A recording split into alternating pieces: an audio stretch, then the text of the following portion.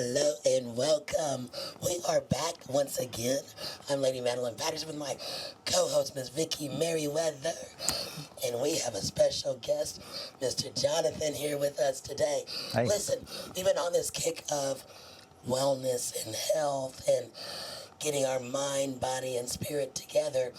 Last week we talked a little bit about with Dr. Clark, and now we have wonderful Jonathan here who has a med spa. Now listen, if you're like me, I didn't know what a med spa was versus a day spa versus a spa and all of that. Well, we're going to get into that today with Mr. Jonathan. I want to introduce yourself and say hello to everybody. Hi, I'm Jonathan. I'm a nurse practitioner here in Austin. I have a med spa, Esthétique Deluxe, east side here by airport in 38th and a half. So I kind of stay there. I'm a local med spa, so local owner, and it's only me and another person there, so we're very detailed, and we provide a lot of good care. Yes.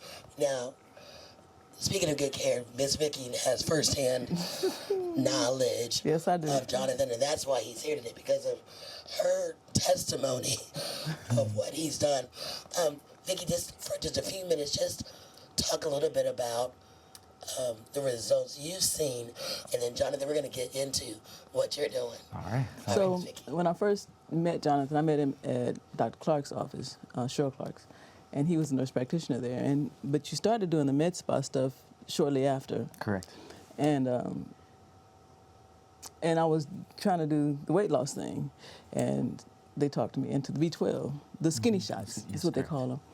And I lost quite a bit with that, but then as I lost the weight, my body started to, especially my face, started having some stuff, you know, the loose skin and all of that, and I started asking questions. And Tanya, she's great, and she said, okay, Miss Vicki, I'm gonna sign you up for this. And I was like, okay, and it's okay, because I've done, and I haven't told too many people, but I've done the Botox and I did the microneedling, because I didn't want all of this, you know, that happens with the amount of weight loss I've had to be there. And some of it I did not understand and still don't, but because of the detail and the research that I know Jonathan does on what he does, I'm comfortable with whatever he does. Now, I think it's really important that what you do, first of all, is like, you started talking to me about skincare. It wasn't just, I'm going to give you this shot or we're going to do this. You really started telling me. It was funny because I still have that sticky that you gave me on how to do. Oh yes, the order of skincare. Yeah, because I was like, okay, so what do I use? It's like the wash your face, and then I do a toner, and then the serums, and then the moisturizer. And that's what he first started me with, you know, before we did any of that. And which I appreciate, because it's like you've got to begin to take care of your body.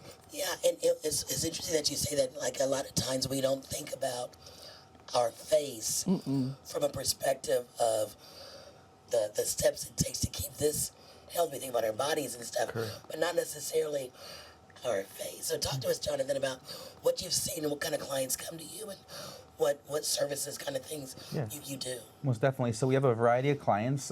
We focus in not only addressing aging, but also preventative care. So like preventing aging or slowing down the aging. We call it aging gracefully. So it's a good way to kind of age slower, you know, by taking care of yourself. But we're really holistic, and we kind of go into detail, very comprehensive, talking about, you know, from skincare products like Vicki was using, and still uses, to internal factors like, you know, drinking enough water, having a good diet, less caffeine, those things, as well as caffeine. Sometimes caffeine is not so good. Oh. It drives you out. But we need it sometimes. But you know, it's good about getting the natural energy from like working out and those things. And but we offer many services, things from Botox, you know, toxin or neurotoxin. There's many different types of toxins, so they address muscle movement. So what it does is, I say like the muscles of the face, we address like, let's say the forehead or between the brows. My assistant, Tanya, for instance, so she draws labs for many, many years. And at one point, people were scared to get labs from her because she had the kind of lines here that were kind of deep, and people were kind of scared. They thought she was mad. Oh, wow. You know what I mean? They just look like mad. But so that we address that with some talks, and what it does is it relaxes the muscles, so then it can relax those lines over time, and they can heal themselves. I consider the muscles kind of like working out, right? So of your face, you move them a lot, the deeper your lines get, right? So if you can prevent these So muscles, I smile a lot. then you'll get. And oftentimes I can see my clients. They come to me and I'm like, okay, hey, you're a smiler. Okay, you're a frowner. Like I can kind of see, just kind of seeing my client. Not to call them out, but they'll tell me my main concern is here, or my main concern is here, and then I can kind of address that. And that's what we do. We kind of address the concerns of the client, and then we kind of do it in a holistic way to make sure that they understand what they're getting into, and then what is the good way to keep that results. I love that. And see, so for some people, when we think of taking care of ourselves when we're young, a lot of times we throw caution to the wind. Yeah, we do. And we're out there doing all kinds of stuff because we're young and we're free and we're immature. We don't know any better. But what are things we can do in our 20s, 30s, 40s, 50s, and above?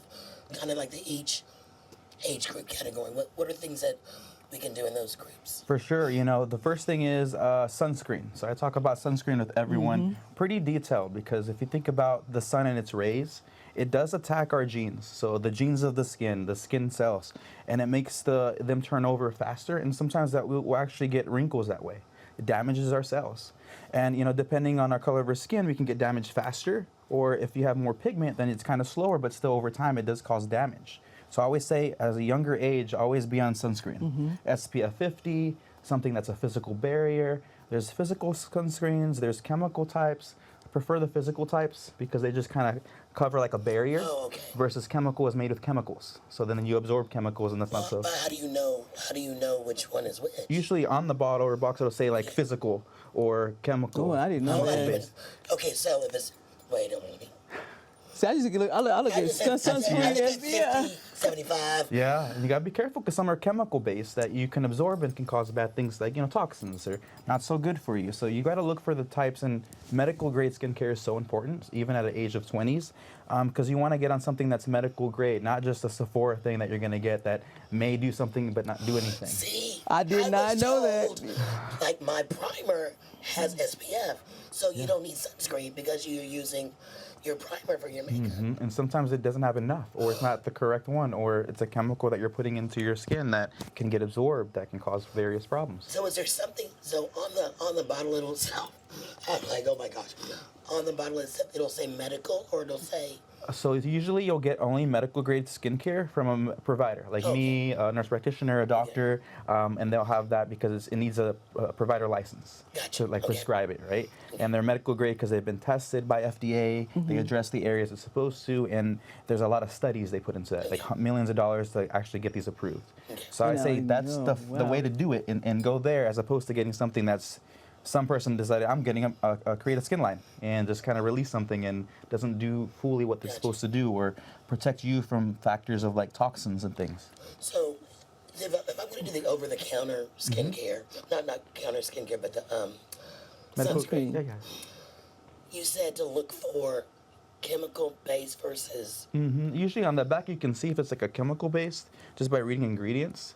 Usually with an oxide or oxide base, it kind of helps prevent sun. Oh, oxide is good because that's oxygen. Right? There we go. And it kind of, so that would help with, more than doing something else with other products, like other chemicals in there. So you want to just kind of look for that. But usually if you go to your provider and get medical grade, we can explain that to you. This is the type of sunscreens that we would prefer. And we have medical grade sunscreens. So really? Yeah, so we have those that we can provide, and there's even as easy as a compact where it matches your skin color, and you just put it on as a compact, and that's your sunscreen, or clear if you want no color. So there's that's a new one to me, and I've seen you with the compacts. I've known you for years, but not I didn't know that with sunscreens you had to, because I'll just go buy a sunscreen. Yeah. Me too. I never thought to look at the chemical base or oxide base. Yeah, but you got to be sure to get something that's going to protect you, right? Like it's like food, right? When you eat something, you don't want to get a lot of preservatives in your food. You want something that's more natural and more clean for your body. It's not going to cause problems. Same thing with anything you put on your skin. Skin's an organ, so we don't want to absorb anything negative. Yeah. So speaking of that, what are some lifestyle factors that can also impact? We talked about the sun, but what are some other lifestyle factors that can possibly impact our skin? Water, for sure. We talked about water, right? Hydration. I say half of your weight in ounces is what we need, right? Wait a minute. Half of your weight in ounces. I thought it was only 60 ounces. 60 ounces, that would be too little. So half Yeah, of our, 'cause I thought half my weight. so Oh my usually God, if you girl, do I'd your be in the weight, you bathroom. divide that by half, and that's how many ounces you need per day.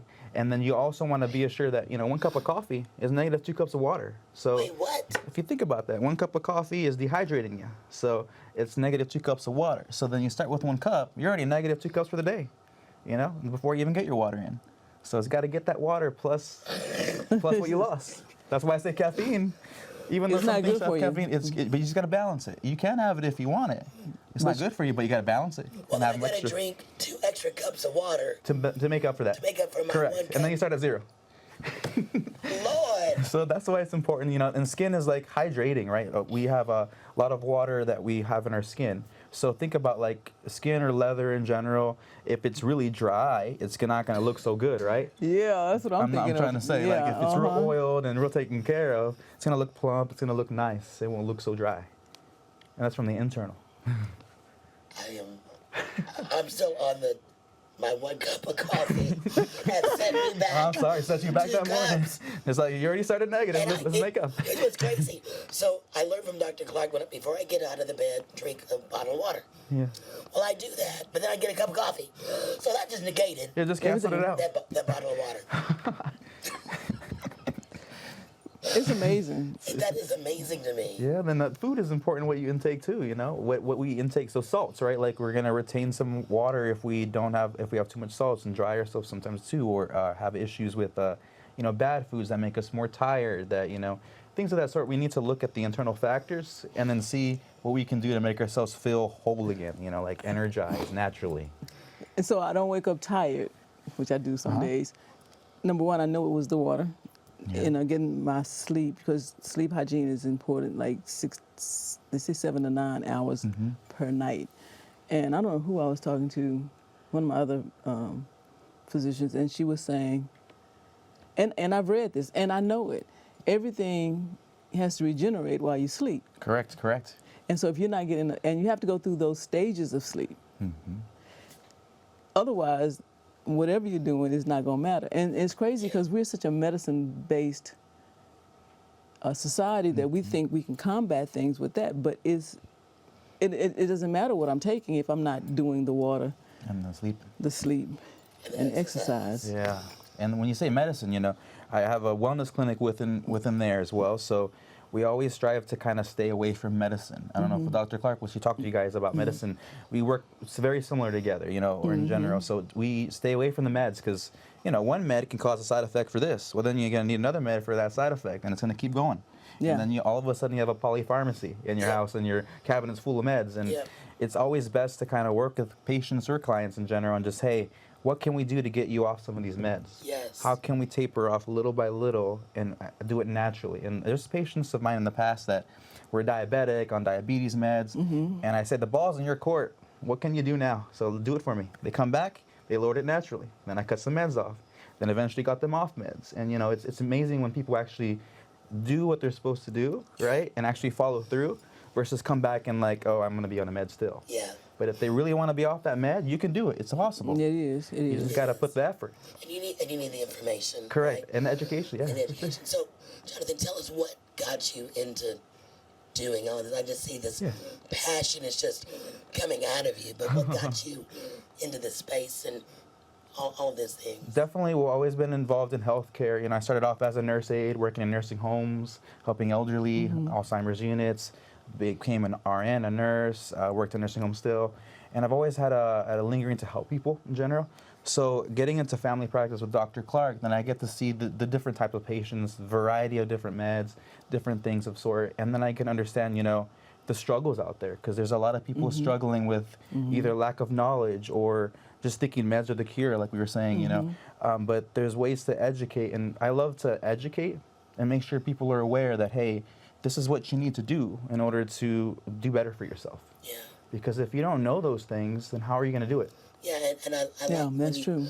You were talking earlier before we got on camera, but about doing a full panel workup on your individual, and I was thinking, I can't remember the last time I've had a Fasting blood panel. Yeah, like a whole. I've had tests and stuff because I've got oncologists and all those different people, but I don't recall having a full baseline to kind of know. Kind of internal health. Yeah. So Is that that's something that we should be doing on a... super important. I'd say on an annual basis, at the minimal, everyone should at least be getting a panel checking for kidney function, liver function, electrolyte balance, checking your blood cells, checking for cholesterol, diabetes, vitamin D, thyroid functions. Well, see, okay, I've seen that, but I have no... Yeah, tell me. So maybe it's this. Maybe I don't understand when I'm looking at numbers and it says up, down, or whatever. Yeah. Like, how is that impacting me? Oh, so that's something that your provider should be educating you thoroughly. Like, Okay. in my book I love reviewing labs and doing labs for people Yeah. because I can go down one by one and say, this is what this means. And I'm always looking for things that are in the normal high range, right? So I'm getting a prevention kind of way. So I'm looking at, let's say your A1C was a 5.6, means it was only like 0.1 away from prediabetes. Well, you're not pre-diabetic, right? Yeah, but we want to tell you, hey, this number is almost there. Let's check it again in 6 months and see if you go better, because we want that number to go down. We'd rather be on people's health before it happens as opposed to already getting medications on board. And right there, so let's say somebody is a pre-diabetic. Yeah. Are there things that they can do themselves to help with that diagnosis? Yeah, for sure. Like I was saying, there's ways of diet, exercise, losing weight, another one that can help. But really, the diet is going to be super important with the water intake. Yeah. So you want to have plenty of water to filter all these things out your body, right, as well.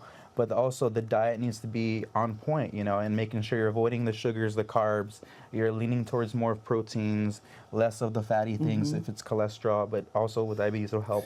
But you just want to educate on ways that you can address the disease, right, before you actually have to be on meds. Yeah. And that's the key. And I always say less meds is better. We're not going to just treat the meds, you people with meds. We want to be natural about it.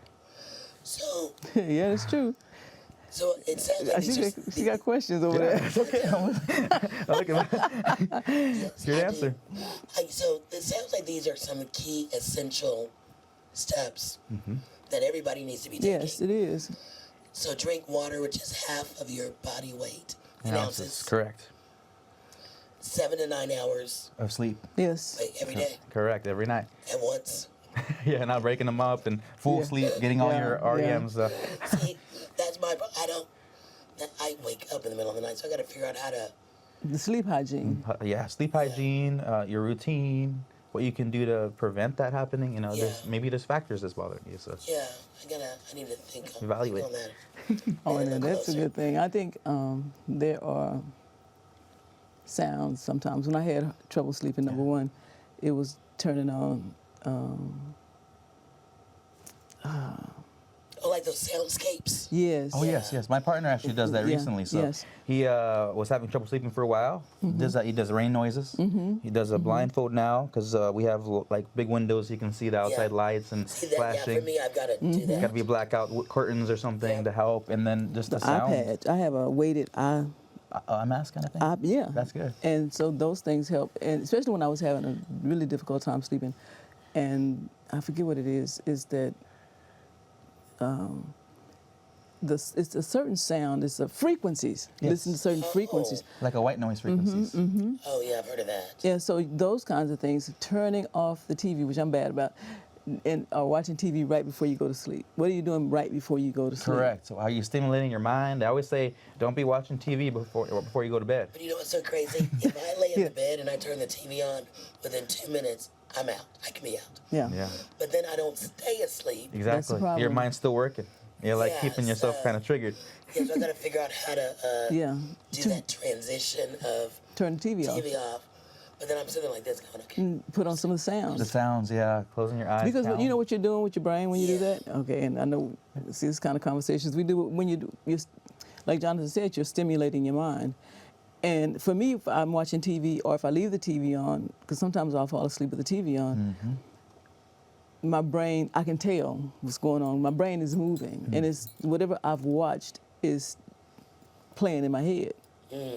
Even while I'm sleeping, you can hear those sounds because your ears are still operating. You can be dreaming about TV. Yes. I've done that before. And see, so all that stuff is doing certain things to your brain. Yeah. So you have to just like shut everything down before you go to sleep, a good probably 30 minutes before so, and kind of just relax. Yeah, the mind's got to relax so you can relax. It's got to be very relaxed. I'm gonna have to figure out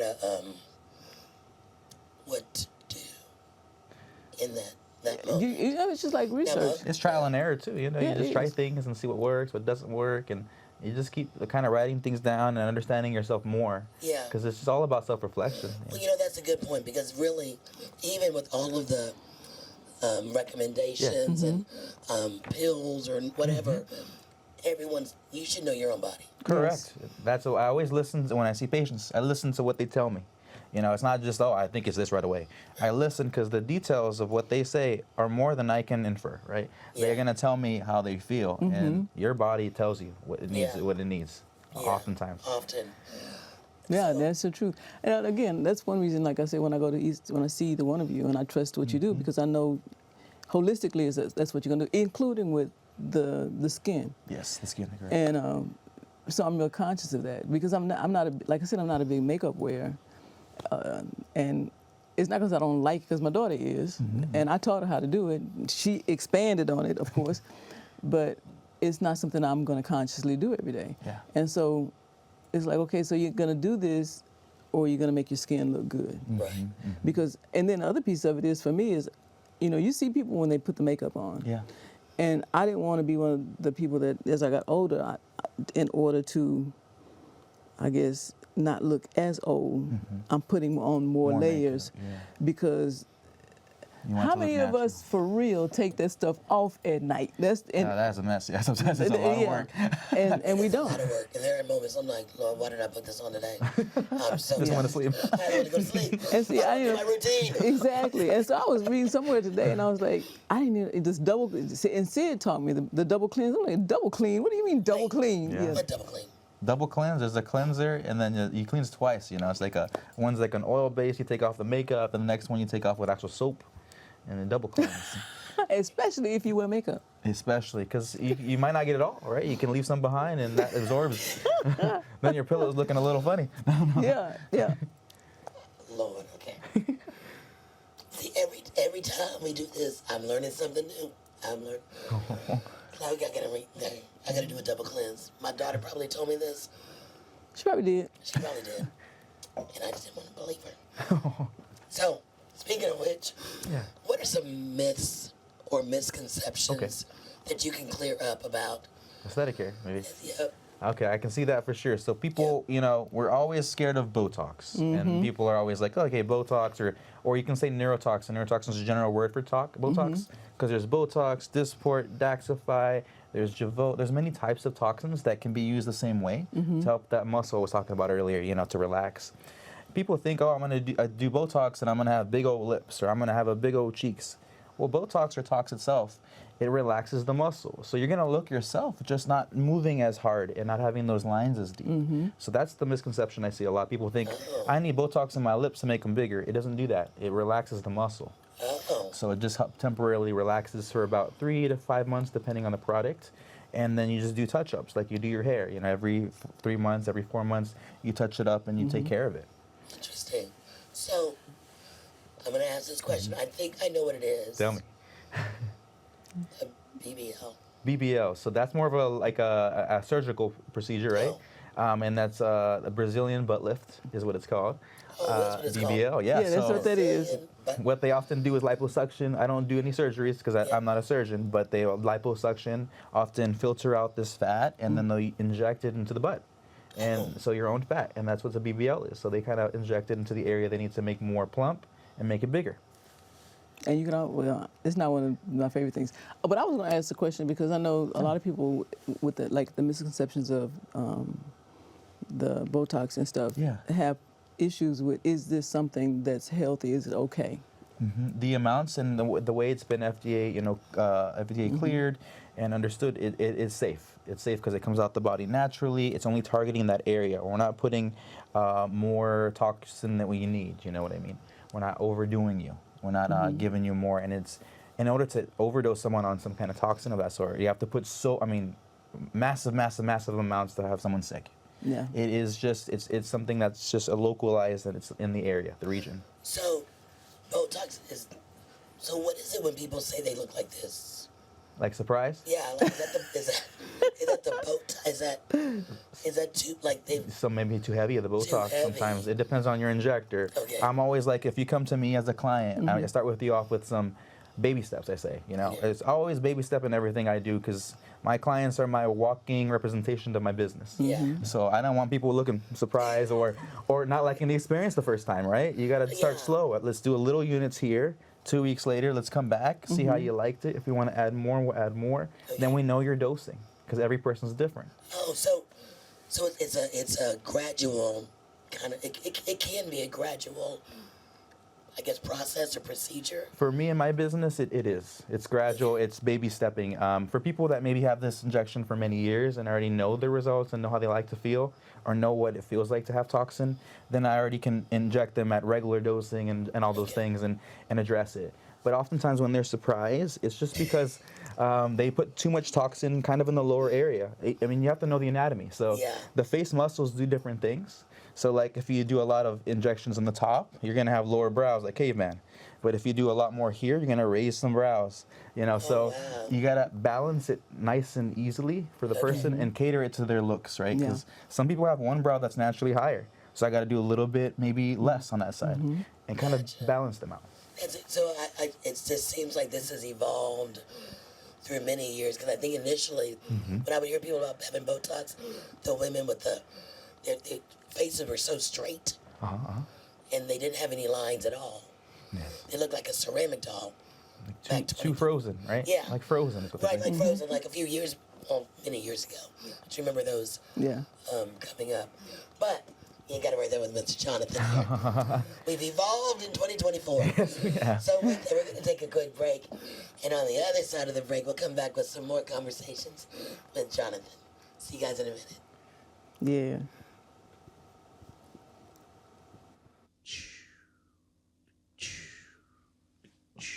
Do you hear it? Can you see it? Can you feel it?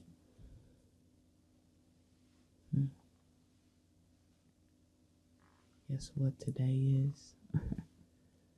Today is a good day. Today is a glorious day. Today is a day that I've never seen before, but I am going to rejoice. It may not have in store all that I thought it should turn out the way that I should, but that was my fault. That was my thing.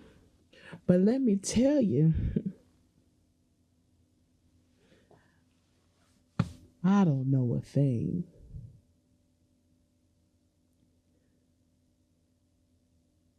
So why would I trust myself? When many things about tomorrow I just don't understand, but here's the beauty. I know who holds my hand. So guess what? Today is a good day. Today is a great day. No matter what it is that happens on today,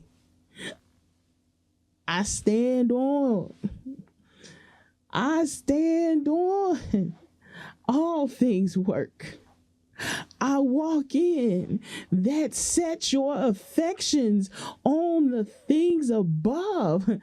That's what I'm walking in. That's what I'm standing in. That's what I'm talking in.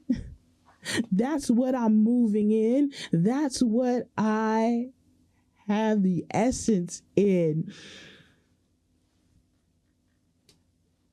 That is the same today, yesterday, and forevermore. And I certify with it won't return to me void. So that gives me the joy. That gives me the peace. That gives me the understanding of everything that happens in time. not knowing when I have to pull from it. But the fact that I have it here, that I have it here in my heart, gives me the joy, gives me the peace, gives me what it is that I need to continue each and every day, each and every moment. Why? Because today is already a good day. And guess what? It's going to stay a good day.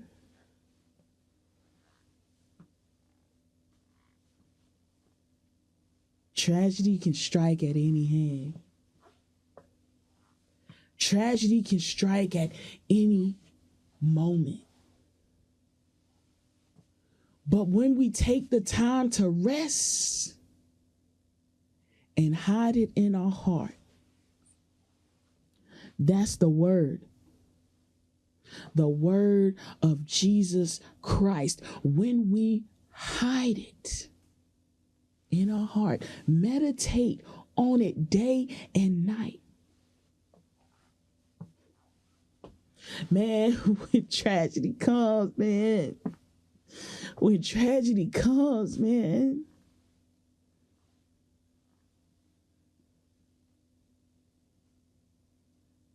trust and we rest that God's got us. Why? Because he said, I will never leave you nor forsake you. I won't ever give you more than you can bear.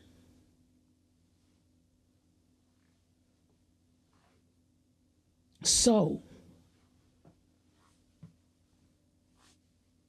when I rise, at whatever point it is of the day, I say, today is a good day.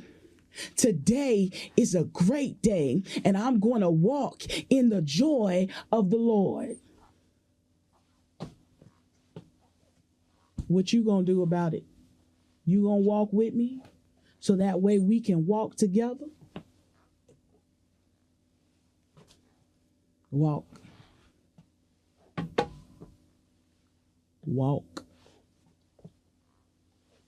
Today is a good day.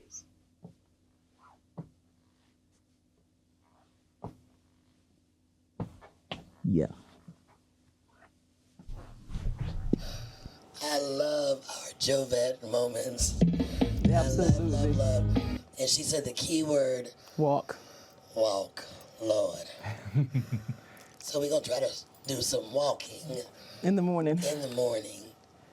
Oh, you know what? I do have a question about I heard that in order for exercise to be effective, you have to sweat. The sweat, not necessarily, because everyone's different. There's some people that don't actually sweat very much. You know, they have less ability to sweat. Some people that sweat excessively. Okay. It's really about maybe raising your heart rate a little bit, like making sure that heart rate's a little faster, so you're burning some fat and burning calories.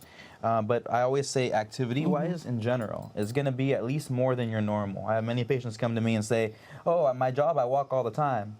Well, I'm sorry, but that's your normal activity. That's not exercise. Oh, we got to do more than that. More than what you normally do. So if you're Yeah. normally on your job doing something, your body's like, It's used to that. That's my usual. So it's above and beyond. Exactly. Oh, Lord. Correct. Yeah, and once you start again, it's like I may be able to go around the block, but the more I walk, the more I have.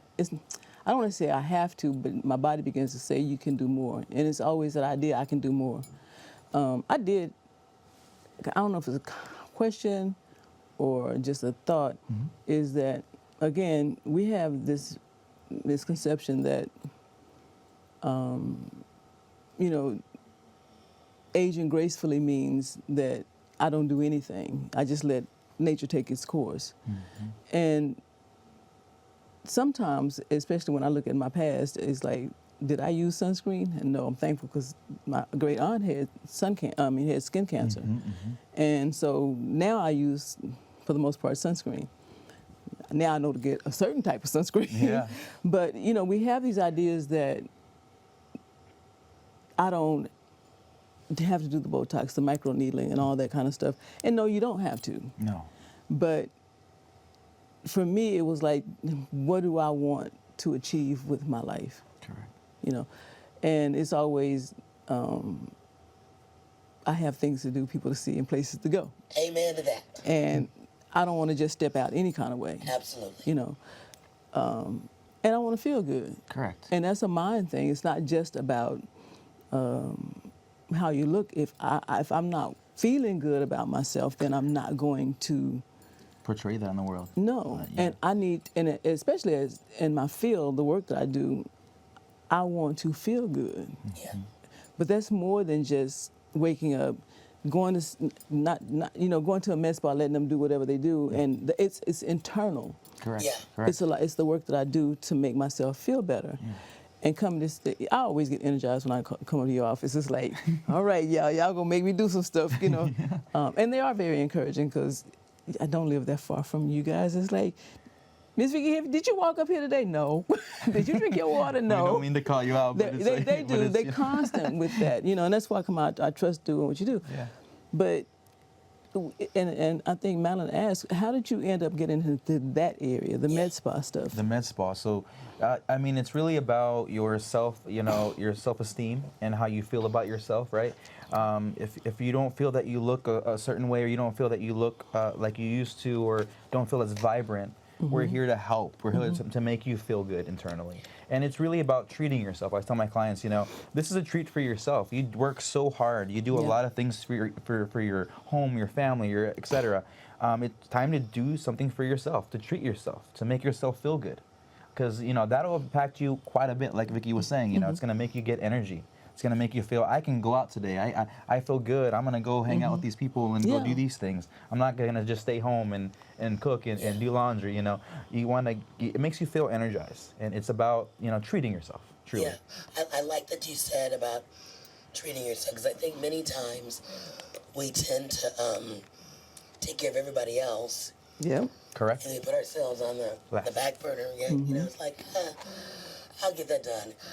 But now, as I'm thinking about this, this is not just aging gracefully. No. From a physical perspective, it's aging healthily. Yeah. Because I'm not just looking good, but I'm feeling good. My mind, my spirit, all of that is intact. And what Dr. Clark helped me see last week was our hormones. So there may be things that I'm no longer producing, or producing at a lower rate, that's impacting my physical and maybe my mental state. So coming to you, if we look at all of that stuff, I would believe, because you look at it from a holistic perspective, you can address those different things. And if my hormones are out of whack, is that something that you can? Yeah, we can definitely address, depending on your history, right? We always look at a patient's history and their full picture, any risk factors for cancers and those things, because hormone replacement's out there and it's very effective. But we want to make sure that if we do hormones, that we don't have a risk to get cancers. Like if you have low estrogen, and it's your lubricating hormone, right? So if that's low, then you want to get on estrogen replacement therapy. You don't want to have a high risk for breast cancer or high risk for cervical cancer, those things, because we don't want to trigger things that can cause problems. Right, so which is what she told me, that since I had estrogen induced breast cancer, I'm on an estrogen blocker. Yes. But as a result, that hormone is not produced, it's being blocked. Yes, so it makes you feel tired, it makes you not feel yourself, you don't feel as energized, no quick thinking. You don't feel that, you don't feel clear sometimes in the mind. It does impact it. So there's natural hormones that you can take, like Dr. Clark offers, and those things like pellets and whatnot that can assist. But there's also, like injectable or oral guidance in case you're afraid of those things. The needles and whatnot. So that there's availability, but we have to look for a provider that's going to look at those things, because Yeah. there's many guys that come to me in my wellness clinic for testosterone replacement therapy, right? But they need to get the full picture. We need to know that there's no cancer histories. We need to understand that their blood pressure is safe for the medication, that they're actually having good cholesterol. Things aren't risk for the heart to get impacted.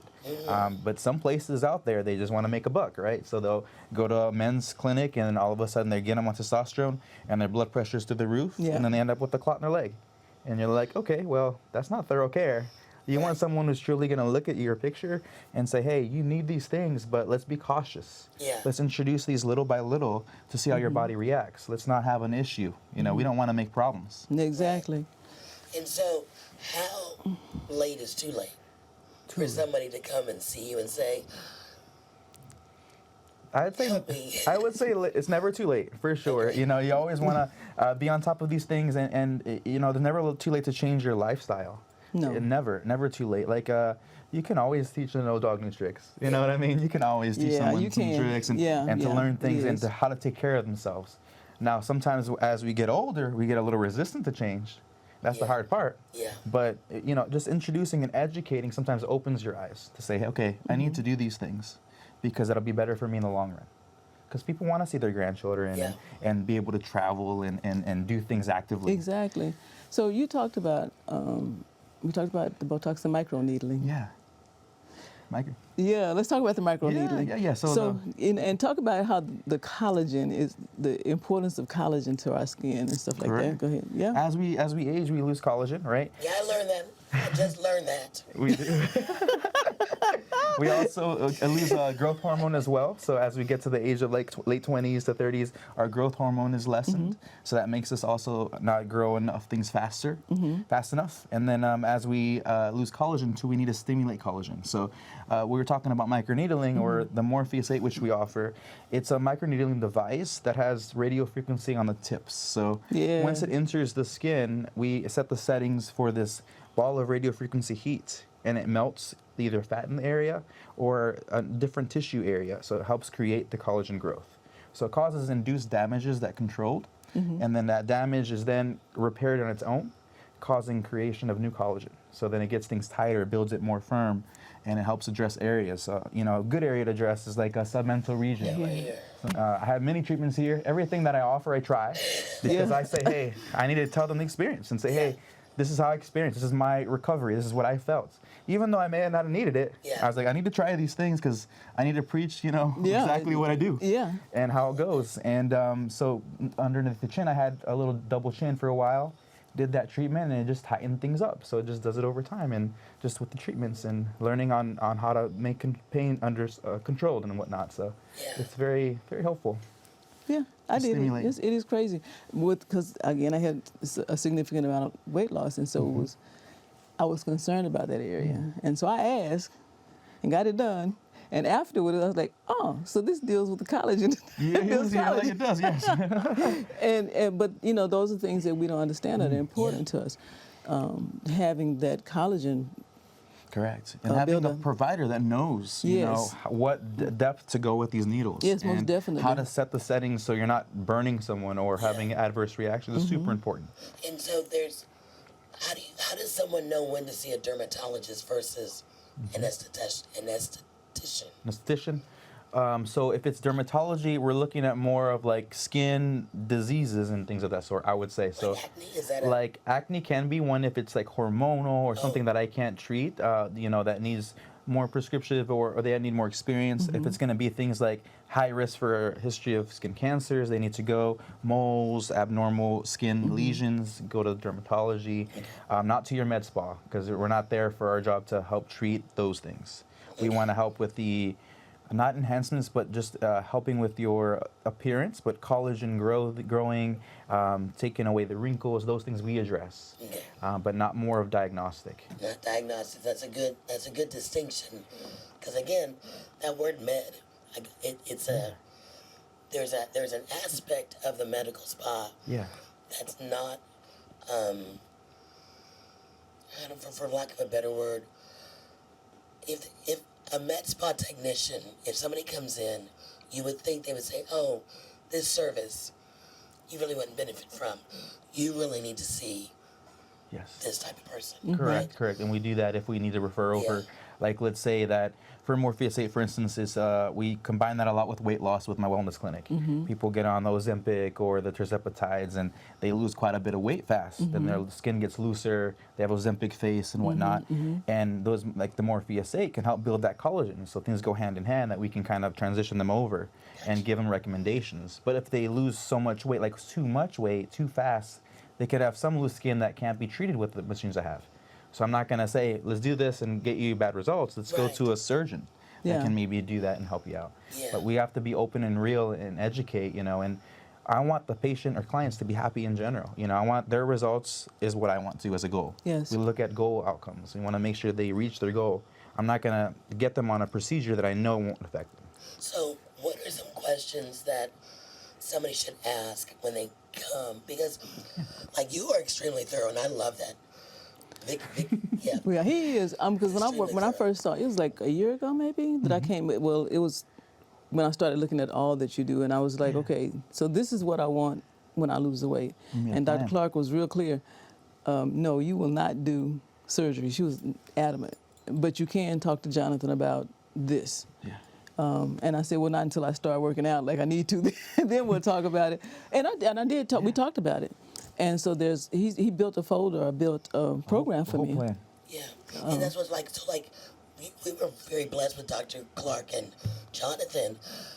And so, what should a patient be equipped when they come in to a med spa and they want work? So, because my thought is, you need to ask the right questions, and if you don't know what to ask, you may not get the service that you need. You may give something that you really didn't. Correct, and the provider needs to know how to trigger those questions too. As an expert, saying, okay, this is your if you come in with me with concerns of your eyes or smile lines, then I can give you options of ways to treat it and educate you on what each option does, and just tell you, hey, do you want to do toxin injections or do you want to do the Morpheus 8 to build the collagen naturally? And it's multiple sessions for Morpheus 8 versus one session and touch-ups for the toxin. So we just kind of cater to the patient's needs and then address their main concerns. Now, I do have often patients that come to me and say, what do I need? And actually, those are my favorite patients. Oh, really? Honestly, because if they tell me, what do you think I need? I mean, there's many things I can offer, and it doesn't make it so complex and so difficult to kind of bring these things up uncomfortably. Because sometimes they may say, this is my concern, but you see something else that, oh my God, they need to concern this maybe, and they don't realize it, or, but it's better they bring it up that way, and I can actually give a full face assessment. We always do full face assessments. I ask first, are you okay with me assessing your face fully? Then it's for the permission, as opposed to stepping on toes and saying, this is wrong and this is wrong. I'm not there to tell you what's wrong. I'm there to just make you feel good and make you feel better internally. I love that. I don't know, that just seems really, it does. like it, I don't know, it seems hopeful, like, meaning, yes, I may have done some things, I ought to keep beating myself up for my past, but I can start today. Yeah. What can I do today to make me feel better, live better, look better? They're probably different, besides eating Cheesecake. and the water and the sleep and all of that. Yeah. After I've done all of that, the other things are actually available to me. Yeah, there's a lot of things available, a lot of technology out here, things that are always growing and things that we're always learning. So we always try to figure out the newest technology, offer the newest technology that's available, and be sure that patients are educated. That's the number one thing. Like, hey, you're getting this because it's going to do this. Yeah. I don't want you to just get things and then not be happy. Yeah. And and not me explaining correctly. And again, the reason I trust you is because I know, number one, you know the body, fully, is because you've studied. Yes. And then you do your research. And the other piece, I've seen the results on you, what you've done, and it wasn't a lot. I just laughed because I was like, man, Jonathan, you getting snatched? What's going on? I was serious. I walked in one day, I was like, God, what you doing? And I don't want to be one of them providers that, that tells you don't smoke and then I'm back here smoking, or like don't eat right and then I'm here eating terribly. I want to be able to provide you with what I try to. I want to try these things and make sure that I live by my word of saying. Because if you don't, sometimes it's very difficult, and it's difficult to help people understand that. Yeah. until Because you experience it. even with the weight loss, and because it's hard to Yeah. trust you about taking care of your body when the provider doesn't Take Look like care. take care of the it's hard. It's like, do as I say, not as I do. There but we even go. with that, because we talked about the weight loss, and when Yes. you started checking out how you were eating, you started talking to Yes. me about, well, this is what I'm doing, and you did what is it, the scan? Yeah, the DEXA scan. So with weight loss, we always offer that, or we tell people to get that done. DEXA scan is like an X-ray you do from head to toe. Oh, that's the thing that Jobette says is It tells the truth. It tells the truth. It does. It'll scan your body head to toe. Yeah, you see the extra stuff. wait a minute. Wait, so when it scans it, it's when it prints out on paper. Yes, ma'am, it does. It shows you your body, and it shows you, Literally, broken down with how much percentage of muscle you have in each limb, how much percentage of fat in each limb, how much, all broken down to tell you these are your problem areas. And I can look at the scan and say, okay, with your weight loss program, let's be sure to be under this amount of calories. Let's break down your diet and make sure you have this much fat, this much protein, this much carbs. Let's go ahead and look at where the fat is the most. How can we address the mid-area fat? Well, that's going to be more walking, more maybe ab work. So we target things in that sense to give a full picture. Yeah, only in her face with the walk. Yeah. Because I'm sitting going, what's my BMI number? Lord, I don't even know my BMI number. And that BMI, it's good. It's a good indicator, but not that good. No. Towards the BMI of me, it says I'm overweight. You know what I mean? Ask, like, That some of number's these not- numbers are not, like, I read something, or maybe I listened to a podcast where they're rethinking Yeah.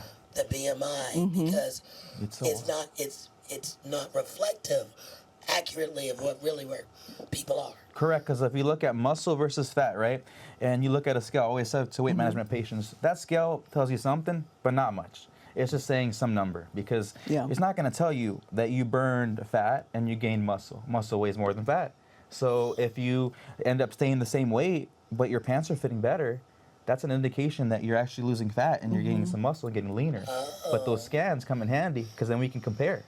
We can say, hey, you are gaining fat, you are losing fat, you are gaining muscle, et cetera, and just kind of go based on that versus the weight.